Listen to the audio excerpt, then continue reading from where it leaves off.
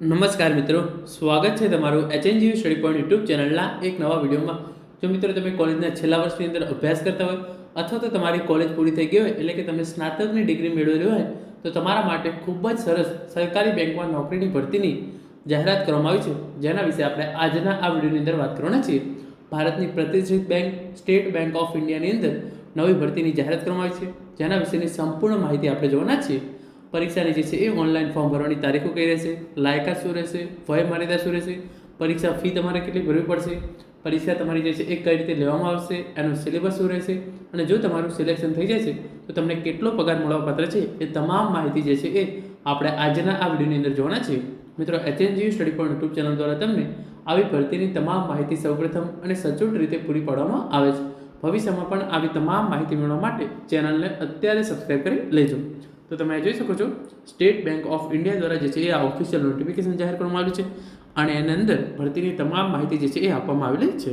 અહીંયા લખ્યું છે એ પ્રમાણે recruitment of probationary officer advertisement number છે એ પણ આપવામાં આવેલો છે અને 24/6/2025 થી 14/7/2025 સુધીમાં તમે જે છે એ ઓનલાઈન ફોર્મ ભરી શકો છો અને જે આ પરીક્ષા ફી તમારે ભરવાની થાય છે એ ભરી શકો છો.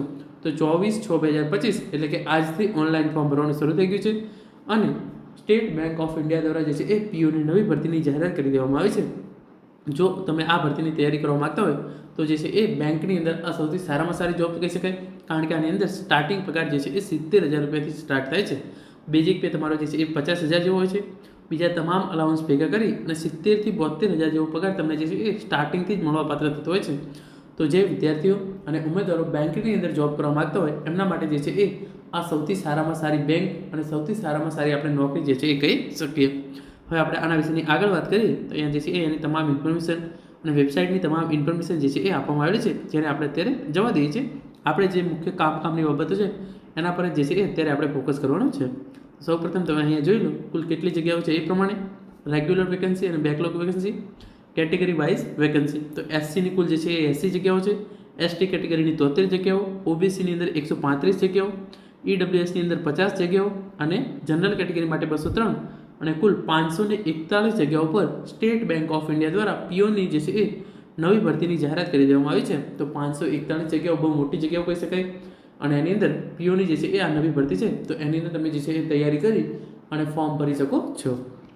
આપણે આગળ અહીંયા તમામ ઇન્ફોર્મેશન જે છે એની પ્રમાણે 24/6/2025 થી 14/7/2025 સુધીમાં તમે જે છે એ ઓનલાઈન ફોર્મ ભરી શકો છો. જો તમારે જે એપ્લિકેશન ફી ભરવાની હોય છે એ પણ તમે જે છે એ 14/7/2025 સુધીમાં ભરી શકો છો અને જે આની પ્રિલિમિનરી એક્ઝામ છે એ અંદાજિત જુલાઈ-ઓગસ્ટ 2025ની અંદર જે છે એ લેવાઈ શકે છે અને ફેઝ 2 ઓનલાઈન મેઇન એક્ઝામિનેશન જે છે એ તમારી સપ્ટેમ્બર 2025ની અંદર, ફેઝ 3 સાયકોમેટ્રિક ટેસ્ટ લેવામાં આવશે એ ઓક્ટોબર-નવેમ્બર 2025ની અંદર અને છેલ્લે તમારું જે ઇન્ટરવ્યૂ લેવામાં આવશે એ પણ ઓક્ટોબર-નવેમ્બર 2025ની અંદર જે છે એ લેવામાં આવશે.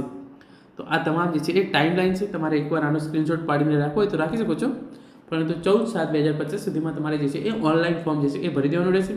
એના પછી તમારી પ્રિલિમિનરી એક્ઝામ, પછી મેઇન્સ એક્ઝામ લેવામાં આવશે, એના પછી તમારો સાયકોમેટ્રિક ટેસ્ટ લેવામાં આવશે અને એના પછી ઇન્ટરવ્યૂ અને ગ્રુપ ડિસ્કશન જે પણ કરવામાં આવે એ તમારે જે છે એ કરવામાં આવશે. તો આ રીતે જે છે એ તમામ પ્રક્રિયા રહેશે અને એની અંદર એજ લિમિટ જે છે એ આપવામાં આવેલી છે પ્રમાણે તમારે જે છે એ 21 વર્ષ કરતાં ઓછા ના હોવું જોઈએ અને 30 વર્ષ કરતાં વધારે જે છે એ ઉંમર હોવી જોઈએ નહીં.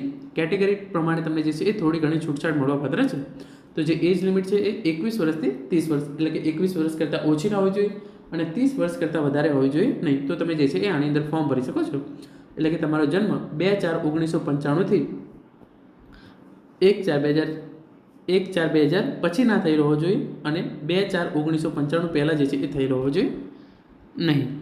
હવે આપણે આગળ અહીંયા વાત કરીએ તો એની અંદર જે છે એ લાયકાત શું છે. તો તમે કોઈ પણ યુનિવર્સિટીમાંથી ગ્રેજ્યુએશન કરેલું હશે તો તમે જે છે એ આની અંદર ફોર્મ ભરી શકો છો અને જે છેલ્લા વર્ષના વિદ્યાર્થીઓ છે એ પણ ફોર્મ ભરી શકે છે, પરંતુ એમનું 30/9/2025 પહેલાં જે છે એ રિઝલ્ટ આવી જવું જોઈએ. તો જે વિદ્યાર્થીઓએ ગ્રેજ્યુએશન કરેલું છે એની અંદર જે છે એ આ વિદ્યાર્થીઓ ફોર્મ ભરી શકે છે. પછી અમુક કેટેગરી જે છે એ પીડબ્લ્યુડી કેટેગરી એટલે કે જે દિવ્યાંગો છે એમના માટે રિઝર્વ આપવામાં આવેલી છે. એના વિશેની ઇન્ફોર્મેશન જે છે એ આપવામાં આવેલી છે, જે આપણે અત્યારે જવા દઈએ છીએ અને કેટેગરી વાઇઝ જગ્યાઓ જે છે એ આપણે ઉપર ઓલરેડી જોઈ લીધી છે. હવે આપણે આગળ વાત કરીએ કે પરીક્ષાની જે છે એ સિલેબસ કઈ રહેશે. તો તમારું સિલેક્શન જે છે એ 3 ફેઝની અંદર થશે. સૌપ્રથમ તમારી જે છે એ પ્રિલિમિનરી એક્ઝામ છે એ લેવામાં આવશે, જેની અંદર ઇંગ્લિશ લેંગ્વેજના 40 પ્રશ્નો હશે, એના માટે તમને 20 મિનિટનો ટાઈમ આપવામાં આવશે. ક્વોન્ટિટિવ એપ્ટિટ્યૂડના 30 પ્રશ્નો હશે, એના માટે તમને 20 મિનિટનો ટાઈમ આપવામાં આવશે. રિઝનિંગ એબિલિટીના 30 પ્રશ્નો હશે, એના માટે તમને 20 મિનિટનો ટાઈમ જે છે એ આપવામાં આવશે. તો આમ કુલ 100 પ્રશ્નો હશે, એના માટે તમને જે છે એ 1 કલાકનો ટાઈમ જે છે એ આપવામાં આવશે. તો આ રીતે જે છે એ તમારે 100 માર્ક્સની પ્રિલિમિનરી એક્ઝામ લેવામાં આવશે. એના માટે 1 કલાક અને એની અંદર 100 પ્રશ્નો ઇંગ્લિશ, ક્વોન્ટિટિવ એપ્ટિટ્યૂડ અને રિઝનિંગ એબિલિટી છે એના પૂછવામાં આવશે. અને એક્ઝામ જે છે એ ઓનલાઈન પદ્ધતિથી લેવામાં આવશે. તો આપણે આગળ વાત કરીએ. તમારી જે મેઇન્સ એક્ઝામ લેવામાં આવશે એની અંદર ઓનલાઈન લેવામાં આવશે અને એની અંદર 200 માર્ક્સના પ્રશ્નો હશે અને 50 માર્ક્સનું તમારે જે છે એક ડિસ્ક્રિપ્ટિવ પેપર લખવાનું હશે, એટલે કે પેન પેપરથી આ પેપર લખવાનું થશે. એની અંદર રિઝનિંગ અને કોમ્પ્યુટર એપ્ટિટ્યૂડના 40 પ્રશ્નો અને 60 માર્ક્સ રહેશે, એના માટે તમને 50 મિનિટ મળશે. ડેટા એનાલિસિસ એન્ડ ઇન્ટરપ્રિટેશનના 30 પ્રશ્નો, એના માટેના 60 માર્ક્સ અને એના માટે તમને 45 મિનિટ મળશે. જનરલ અવેરનેસ, ઇકોનોમી અને બેન્કિંગ નોલેજના 60 પ્રશ્નો અને એના માટે 60 માર્ક્સ રહેશે, એના માટે તમને જે છે એ 45 મિનિટનો ટાઈમ આપવામાં આવશે. અને ઇંગ્લિશ લેંગ્વેજ 40 પ્રશ્નો, 20 માર્ક્સ અને એના માટે તમને જે છે એ 40 મિનિટ આપવામાં આવશે. તો આમ કુલ તમારા 170 પ્રશ્નો હશે, 200 માર્ક્સનું પેપર હશે અને એના માટે તમને 3 કલાકનો ટાઈમ જે છે એ આપવામાં આવશે. અને એના પછી તમને જે છે એક તમારું ડિસ્ક્રિપ્ટિવ પેપર લેવામાં આવશે. એની અંદર communication skills, email, report, situation analysis અને સંક્ષેપીકરણ તમારે જે છે એ કરવાનું થશે. એનામાંથી કોઈ પણ 3 જે છે એ પૂછવામાં આવશે. Emails compulsory, 1 of 2 optional. તમારે જે છે એ ઈમેલ કમ્પલસરી હશે, રિપોર્ટ કમ્પલસરી અને either of situation analysis precising writing. તો આમાંથી તમારે કોઈ પણ 3 લખવાનું રહેશે. એના માટે જે છે એ 50 માર્ક રહેશે અને એના માટે તમને જે છે એ 30 મિનિટનો ટાઈમ જે છે એ આપવામાં આવશે. તો જે આ મેઇન્સ એક્ઝામ છે એની અંદર કુલ તમારા 250 માર્ક્સમાંથી મેરિટ બનશે. અને જે તમારું સિલેક્શનનું ત્રીજું સ્ટેપ છે એ છે selection cut off in mains exam અને મિનિમમ એગ્રીગેટ ક્વોલિફાઇંગ માર્ક્સ. આ તમામ ઇન્ફોર્મેશન આપવામાં આવી છે. પછી તમારે જે બંનેની અંદર જો તમે પાસ થઈ જશો તો તમારું ફેઝ 3 જે છે એ એની અંદર તમારું સાયકોમેટ્રિક ટેસ્ટ, ગ્રુપ એક્સરસાઇઝ અને પર્સનલ ઇન્ટરવ્યૂ જે છે એ કરવામાં આવશે. ગ્રુપ એક્સરસાઇઝના 20 માર્ક્સ રહેશે, પછી ઇન્ટરવ્યૂના 30 માર્ક્સ અને ટોટલ તમારા જે છે એ 50 માર્ક્સ જે છે એ કરવામાં આવશે. અને આ મેઇન્સ એક્ઝામ છે એના આધારે તમારું જે છે એ મેઇન્સ અને તમારું જે આ ત્રીજું છે ગ્રુપ એક્સરસાઇઝ, ઇન્ટરવ્યૂના આધારે તમારું જે છે એ ફાઇનલ મેરિટ લિસ્ટ બનવામાં આવશે. મેઇન રિટર્ન એક્ઝામિનેશન આ તમામ ઇન્ફોર્મેશન આપવામાં આવેલી છે જેને આપણે અત્યારે જોવા દઈએ છીએ. અને પછી આ રીતે તમારું જે છે એ રિઝલ્ટ તમારું જે છે એ જાહેર કરવામાં આવશે તમારા મેઇન્સ અને ઇન્ટરવ્યૂ અને ગ્રુપ ડિસ્કશનના માર્ક્સના આધારે. મોસ્ટ ઓફ રાજ્યના તમામ જે છે એ મોટા શહેરો છે, અમદાવાદ, વડોદરા, રાજકોટ, એવા મોટા તમામ શહેરો પર જે છે એ પરીક્ષા સેન્ટર આપવામાં આવેલા છે. તમને જે છે એ પરીક્ષા તારીખે કોલ લેટરની અંદર તમને જે છે એ તમારે ક્યાં પરીક્ષા આપવાની થશે એ જાહેર કરેલું હશે. પછી અહીંયા લખ્યું છે પ્રમાણે presently the starting basic pay is 48,480 રૂપિયા તમારું જે છે એ બેઝિક પે રહેશે.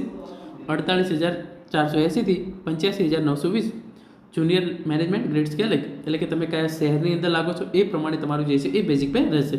તો 48,480 થી 85,920 રૂપિયા આજુબાજુ તમારું જે છે એ બેઝિક પે રહી શકે છે.